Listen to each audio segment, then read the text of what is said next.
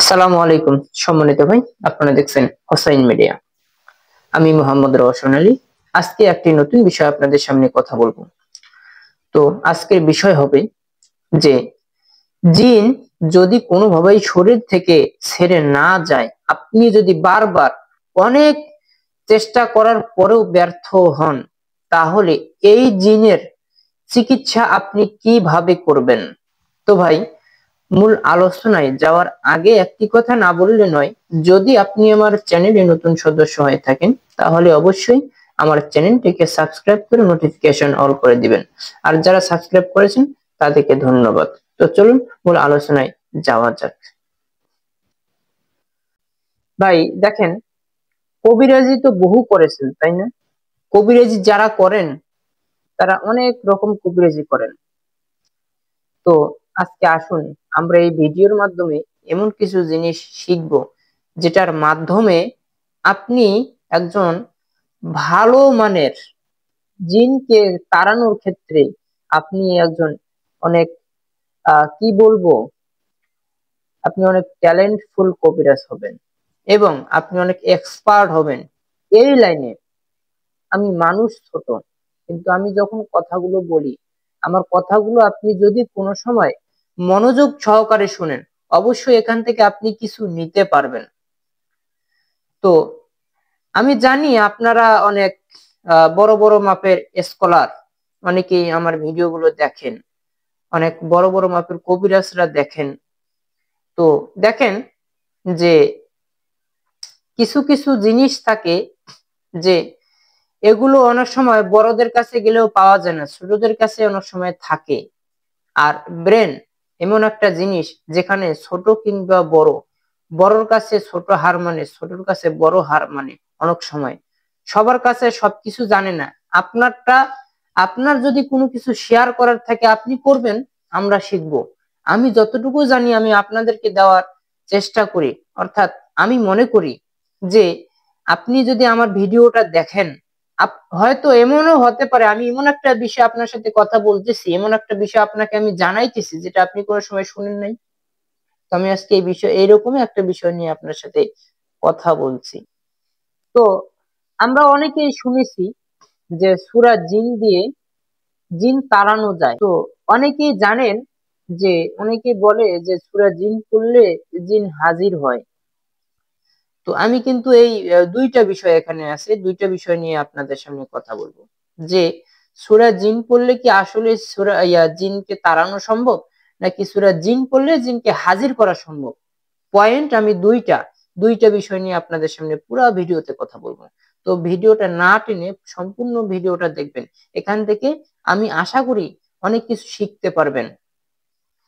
তো দেখেন যে সূরা জিন, বিশেষ করে এটা জিনদের জন্য নাজিল হয়েছে, এটা ঠিক আছে। তবে সূরা জিন জিনদের জন্য একটা আতঙ্কের নাম। আপনি কি মানেন? আপনি কি জানেন এই সূরা জিনের ভিতরে কি আছে? আপনার কি এটা সম্পর্কে ধারণা আছে? তো আপনার ধারণা থাকলেও প্রপারলি ধারণা আমার মনে হয় নেই। এই জন্য আপনি আর একটা কথা বলেন যে সূরা জিন পড়ে জিনকে হাজির করা সম্ভব। জিন কি এতই সস্তা? আর জিন কি এতই সহজ? আপনি সূরা জিন পড়বেন, একটা রুগীর কানে ফু দিবেন আর জিন এসে হাজির হয়ে যাবে? আর আপনাকে কে বলেছে যে সূরা জিন পড়ে জিন হাজির করা যায়? আমি বলবো এটা সম্পূর্ণরূপে ভিত্তিহীন। এই কথার কোনো ভিত্তি নেই। আর সূরা জিন পড়লে কখনো জিনগ্রস্ত রোগীর শরীরে জিন হাজির হয় না, বরঞ্চ রোগীর আরো উপকার হয়। কিভাবে? অর্থাৎ আপনি সূরা জিন যদি কোনো সময় আপনি সব রকম যত চেষ্টা আছে, আপনি সব চেষ্টাই ব্যর্থ, আপনি একটা চেষ্টা আপনি আপনার হাতে অপশন রেখে দিবেন। সেটা হচ্ছে আপনি প্রথমে সূরা জিনের কোনো আমল কোনো রোগীর সামনে করবেন না। আপনাকে কিন্তু আমি যেভাবে বলবো, আপনি একটা জিনগ্রস্ত রোগী যদি এরকম পান, আপনি এইভাবেই কাজ করবেন। আপনি যত রকম চেষ্টা আছে আপনি সব রকম চেষ্টা আপনি করে যাবেন। এরপরে আপনি যে কাজটা করবেন, যখন দেখছেন যে জিন কোনোভাবেই আপনি ছাড়াইতেই পারতেছেন না, কোনোভাবেই পারতেছেন না, তাহলে সেক্ষেত্রে আপনাকে যে কাজটা করতে হবে, আপনাকে যে কাজটা করতে হবে সেটা হচ্ছে সূরা জিন। সূরা জিন 33টা আয়াত আপনাকে পাঠ করতে হবে। 1 থেকে 33টা আয়াত সূরা জিনের আপনাকে পাঠ করতে হবে এবং একটা পানির বোতল নিতে হবে বা একটা গ্লাস নিতে হবে। সূরা জিনের 33টা আয়াত আপনি একবারে পাঠ করবেন। পাঠ করার পরে আপনি সেই পানিতে 1 থেকে 7টা ফু দিবেন।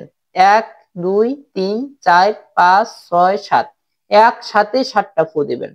ওই পানির মধ্যে ফু দিবেন আপনি।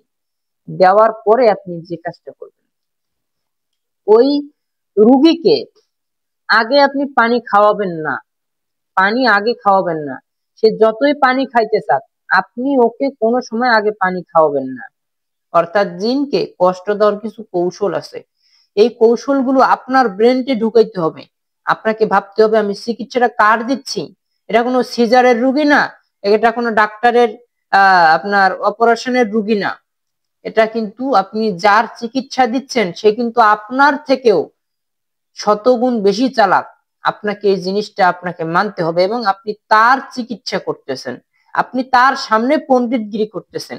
এখন আপনি তার সামনে পণ্ডিতগিরি করবেন, এত সহজ? পণ্ডিতের সামনে আপনি পণ্ডিত সাজতেছেন। এজন্য আপনাকে আমি এই পয়েন্ট গুলো ধরিয়ে দিচ্ছি। আপনি যেভাবে চিকিৎসা দিলে আপনি সফল হবেন, ওর সামনে আপনি পণ্ডিত। তখনই বোঝাতে যাবে আপনি পণ্ডিত যখন আপনি ওকে তাড়াইতে পারবেন।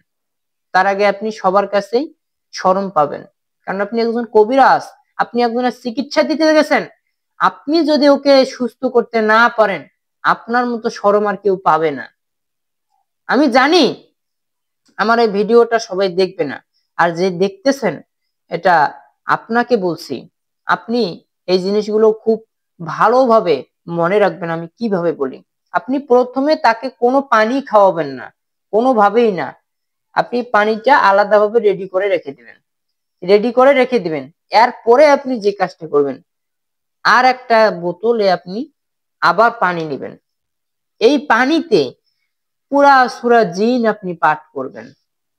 পুরা সূরা জিন আপনি সম্পূর্ণরূপে আয়াতগুলো পাঠ করবেন। সূরা জিন শেষ করার পরে ওই পানিতে ফু দিবেন মাত্র 3টা। আর যে রুগী আপনার সামনে বসে থাকবে, এই রুগীর শরীরে ফু দিবেন 11টা। কয়টা? 11টা। 1, 2, 3, 4 বলে 11টাই ফু দিবেন। একটা বেশিও না, আবার একটা কমও না। মনে রাখবেন। অর্থাৎ পুরা সূরা জিন শেষ করার পরে পানিতে 3টা ফু দিবেন আর রুগীর শরীরে 11টা ফু দিবেন।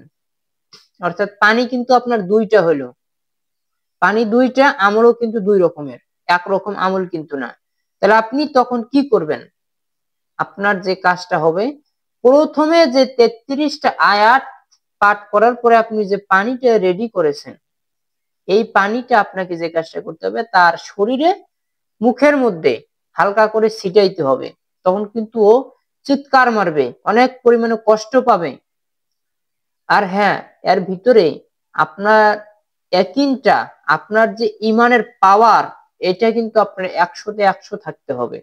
আপনি মনে করবেন যে আপনি আল্লাহ তাআলার কাছে সবসময়ের জন্য সহযোগিতা চাবেন, দেখবেন আপনার 100% কাজ হবে, 100তে 100, কোনো ভুল নেই।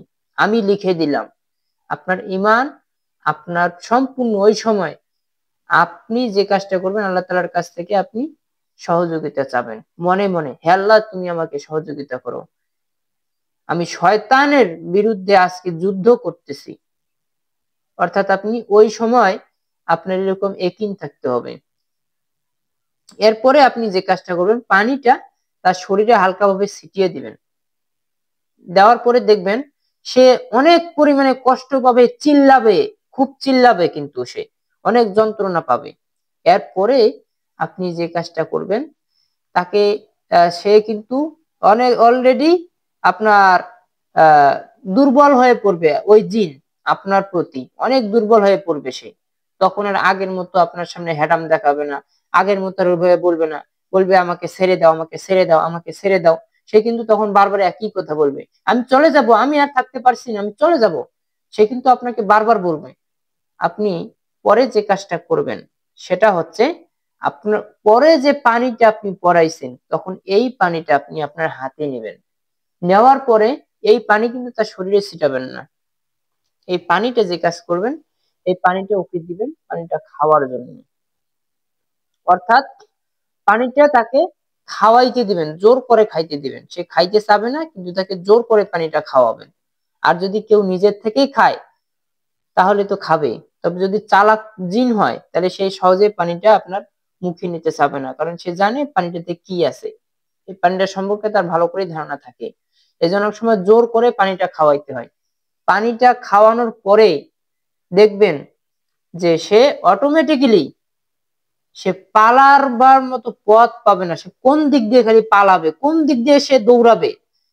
ভাই এটা এমন একটা সূরা আপনি পাঠ করতেছেন, আপনি যদি জানতেন যে আমি কোন সূরাটা পাঠ করতেছি, তাহলে আমি মনে করব আপনি এই বাংলাদেশে না, ওয়ার্ল্ড বিশ্বে আপনি নাম্বার 1 কবিরাজ হবেন। আপনার যদি পুরো এই সূরা জিন সম্পর্কে সম্পূর্ণরূপে ধারণা আপনার সঠিকভাবে থাকে, আপনি যদি এই সূরা জিন সম্পর্কে আপনি ধারণাটা রাখতে পারেন, তাহলে আমি মনে করি আপনাকে সহজে কেউ হারাইতে পারবে না। এই সূরার ভিতরে এমন এমন কিছু আয়াত আছে, এই আয়াতগুলো জিনদের জন্য যে কতটা আতঙ্কের নাম, সেটা আমি আপনাকে বুঝাইতে পারবো না। তো আমি আজকে এত বিষয় নিয়ে কথা বলতে পারবো না, যেহেতু ভিডিওটা অনেক লম্বা হয়ে যাচ্ছে এবং আপনাকেও আমি জানি বিরক্ত লাগতেছে। এজন্য আমি সংক্ষেপে ভিডিওটা শেষ করে দিলাম। তো আমার ভিডিওটা দেখার পরে আপনার কতটুকু উপকার হয়েছে একটা কমেন্ট করে যাবেন, তখন আমি বুঝতে পারবো যে না, আমার ভিডিওটা আপনি দেখেছেন এবং এতে আপনার উপকার হয়েছে। তো ভাই, সুস্থ থাকবেন, ভালো থাকবেন সকলেই। আসসালামু আলাইকুম ওয়া রাহমাতুল্লাহ।